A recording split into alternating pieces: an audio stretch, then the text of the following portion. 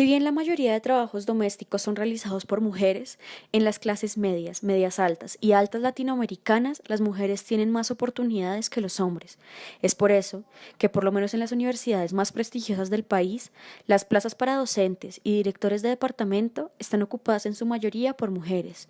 Del mismo modo, ocupan cargos altos en bancos, empresas, entre otros. Mujeres como Adriana Bernal, Ana Cristina Botero, Lilian Zimbaqueva, Beatriz Fernández, entre otras, son una muestra de cómo las mujeres triunfan en puestos importantes o con iniciativas propias, gracias a que todas ellas tuvieron privilegios económicos, educativos, sociales que les permitieron hacerlo. Mientras que en las clases bajas, la falta de oportunidades no solo se presenta en las mujeres, sino también en los hombres. La única diferencia es que los hombres aceptan trabajos con un índice mayor de riesgo que las mujeres en este caso. Según Camille Paglia, hay una crisis de roles de género y un debate solo centrado en las necesidades de las mujeres, mientras que a los hombres se los retrata como violadores, criminales y todo lo masculino se desprestigia. El feminismo debería abstenerse de seguir con esa retórica antihombre, porque no está ayudando a que los niños se conviertan en adultos. Por eso dice que el problema del feminismo es que no representa un amplio sector de las mujeres y por eso se centra en la ideología y en la retórica antimasculina en lugar de hacer un análisis objetivo de los datos. Si bien las mujeres sufren más violencia sexual y son más acosadas que los hombres, el porcentaje de hombres que van a la guerra es mayor, y son ellos quienes tienen la obligación de prestar servicio militar. En Colombia, más o menos el 90 o 92% de las víctimas de homicidios son hombres, y el 10 u 8% son mujeres. El 95% de víctimas por accidentes laborales son hombres, lo cual reafirma nuestro argumento principal de que ellos son los que escogen los trabajos con un índice mayor de riesgo.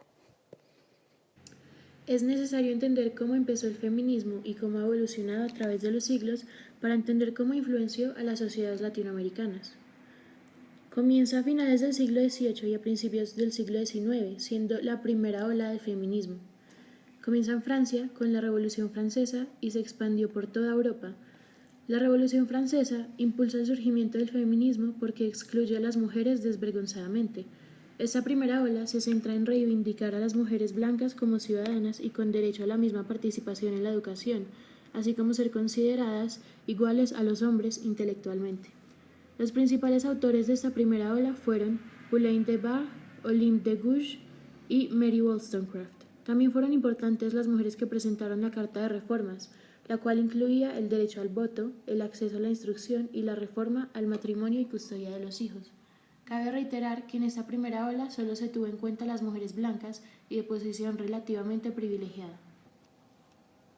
La segunda ola es caracterizada como feminismo liberal sufragista y comienza a mediados del siglo XIX con la declaración de Seneca Falls en Estados Unidos, cuando un grupo de mujeres y hombres liderados por Elizabeth Cady Stanton y Lucrecia Mott, reunidos en Seneca Falls, toman la Declaración de Independencia de Estados Unidos como base para reclamar la independencia de la mujer frente a padres y esposos y también el derecho al trabajo. En Inglaterra surge el sufragismo, teniendo como líder a Emmeline Pankhurst. Poco a poco, el derecho al voto se ve incluido en las legislaciones, aunque limitado por clase social y edad. John Stuart Mill y Harriet Taylor escribieron El sometimiento de la mujer, el cual sienta las bases para el sufragismo. Continúa la lucha por el derecho al voto y la educación, y las mujeres comienzan a ser admitidas a universidades a finales del siglo XIX y se extiende el activismo feminista a las clases media y baja. La tercera ola es el feminismo contemporáneo, el cual comienza en la década de 1960. Lucha en contra de la mujer como objeto sexual en los medios, arte y publicidad. Quiere la abolición del patriarcado y va más allá del voto y la educación, afirmando que la estructura social y los comportamientos cotidianos crean desigualdades y benefician a los hombres. Se mete a la esfera de lo privado y lo vuelve público, alegando que lo privado también es político. Tratan temas de violencia contra la mujer, la sexualidad y la salud femenina y el aborto. También entran al feminismo las mujeres de color. En esta ola se comienzan a ver los feminismos decoloniales, creando una amplia diversidad dentro del mismo feminismo, lo cual lo vuelve interseccional, teniendo en cuenta la raza, clases sociales, religiones y otras nociones heterogéneas de las mujeres. Surge la idea de que la sociedad occidental blanca y capitalista no es la única y que otras sociedades se rigen bajo diferentes normas sociales. Es como si el feminismo se intentara corregir a sí mismo de la exclusión que había manejado hasta entonces. Esto crea un espacio de debate dentro del mismo, gracias a las varias corrientes que ahora tiene. Algunos de los textos más importantes son El segundo sexo de Simone de Beauvoir y La mística de la feminidad de Betty Friedan. Entre las diferentes corrientes del feminismo que crean estas disputas internas en el feminismo, algunas de ellas son el feminismo radical, el ecofeminismo, el afrofeminismo, el feminismo de clase y el transfeminismo. El feminismo radical nace en 1967 en Estados Unidos con el lema de lo privado también es político. Es una lucha contra el patriarcado en lo público y lo privado. Establece que la opresión comienza en las relaciones personales con padres o parejas. Quiere abolir el género para que no haya opresores ni oprimidos. Katie Millett escribió y fue muy importante para este feminismo. El ecofeminismo establece una relación entre la explotación y degradación del mundo natural y la opresión que sufren las mujeres. Surgió en los años 70 con el movimiento ecologista y reafirma la importancia y derecho a la vida que tienen todos los seres vivos, no solo los humanos.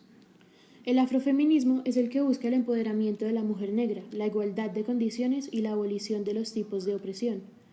Es como el resto, pero de la mujer negra, teniendo en cuenta las opresiones que sufre por el hecho de serlo. Angela Davis es una de las mujeres más importantes para el afrofeminismo. El feminismo de clase se basa en que la mujer obrera se emancipe. Dice que para abolir el machismo se debe abolir el patriarcado, el cual a su vez tiene sus raíces en la propiedad privada, así que también se debe abolir el sistema capitalista para poder comenzar a destruir el patriarcado. Se entiende como el feminismo de las mujeres obreras, ya que las mujeres de la burguesía están en contra de la abolición del capitalismo porque éste les da su riqueza. Esta corriente feminista se divide en tres subcorrientes: el feminismo comunista, el feminismo socialista y el feminismo anarquista. El transfeminismo no se queda en los géneros clásicos, se centra en las personas que no caben en las categorías de hombre y mujer cisgénero, en las minorías. Pero finalmente tiene el mismo objetivo: la igualdad y el fin del machismo y la opresión. Las guerras de independencia a lo largo de América Latina durante el siglo XIX estaban motivadas en clave por las consignas de la Revolución Francesa.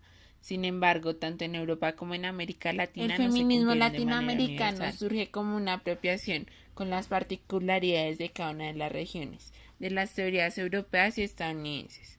Pese a que éstas se abanderaban la neutralidad, lo cierto es que estaban permeadas de su realidad privilegiada y de fondo muy distinta a la latinoamericana, de modo que las olas del feminismo surgieron en tiempos y contextos diferentes.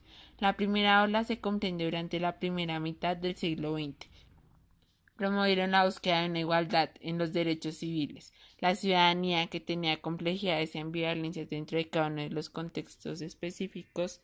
Con la persistencia tanto de mujeres liberales como marxistas, lograron esa primera reivindicación del siglo a través de reformas constitucionales, en su mayoría en constituciones liberales. Por otro lado, una cantidad importante de países se encontraba bajo dictaduras militares. Sin embargo, existieron eventos congregadores de mujeres, mujeres como término convergente tanto para las feministas como para las que no se consideraban, y para las libertarias como las religiosas. El primer Congreso Femenino Internacional de Buenos Aires en 1910. Las discusiones giraron en torno a la maternidad y las mujeres, sobre la planificación familiar, el aborto practicado en la clandestinidad, la trata de niños y jóvenes para la prostitución, la feminización de la pobreza y los privilegios de los varones, entre otras. Sin embargo, la historia no es uniforme y por lo tanto no puede ser segmentada de manera abrupta. Ejemplo de ello es que en el año 1920 se llevó a cabo un paro de 400 trabajadoras de fábricas textileras en Antioquia, liderado por Betsabe Espinal. Con esto buscaban mejores condiciones laborales. Pese a que anteriormente existieron intentos de paro, este fue el primero más grande organizado por mujeres en Colombia. A la par, durante esta primera mitad de siglo se fueron conquistando en varios países el derecho al voto, pero fue hasta la década de los 70 cuando ocurre en la gran mayoría de países. A este periodo podría denominarse como la segunda ola del feminismo latinoamericano. Entre 1960 y 1980 se fundamentó la lucha por la igualdad. La Revolución cubana en 1959 tuvo importancia porque incorporó en espacios políticos a las mujeres. En 1960 se consolidó esta apuesta con la creación de la Federación de Mujeres Cubanas, proceso organizativo de propuestas y necesidades de las mujeres. Pese a que esto esté considerado como un gran avance en términos de igualdad en el contexto latinoamericano, hay autores que critican este logro porque fue una respuesta a la necesidad de ampliar la fuerza de trabajo, más que a la búsqueda por la igualdad. Aun cuando este último postulado puede ser cierto, no hay que desconocer la importancia e influencia que tuvo en Cuba como una mirada transversal a la construcción de república y también a lo largo de Latinoamérica como un precedente.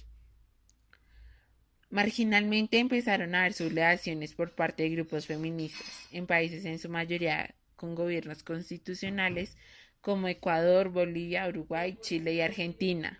Este liderazgo estuvo parcialmente influenciado por las políticas anticomunistas que regían en ese momento. En México se llevó a cabo la Conferencia Internacional de Naciones Unidas, en las cuales se proclamaba la democracia en todos los países de América Latina. Y dentro de este discurso democrático, las mujeres iniciaron la lucha por la democratización de lo privado, puesto que este último aspecto está invisibilizado especialmente con lo concerniente a la mujer, permitiendo violencias, coerción de libertades como la sexual, entre otros aspectos. De esta manera convirtieron lo privado en un tema político. Por ejemplo, las Madres de la Plaza de Mayo en Argentina en 1977, pese a no unirse como feministas, formó un precedente como movilización y protesta por mujeres, en busca de un reclamo de sus hijos asesinados, reiterando en el aspecto político de lo privado. En la década de los 80 se llevó a cabo la Red de Encuentros Feministas de América Latina y el Caribe, singulares por la diversidad que conglomeró desde las particularidades socioeconómicas hasta las sexuales, pasando por las técnicas culturales, entre otras. Los hechos fueron principalmente en torno a la práctica, luego empezó a darse teoría feminista y estudios de género, más desde lo académico, donde aparecen las particularidades latinoamericanas dentro de estos estudios, que si bien no dejan de lado los aportes de las teorías europeas y estadounidenses, empiezan a enfocarlas hacia las preocupaciones de las mujeres de la América Latina.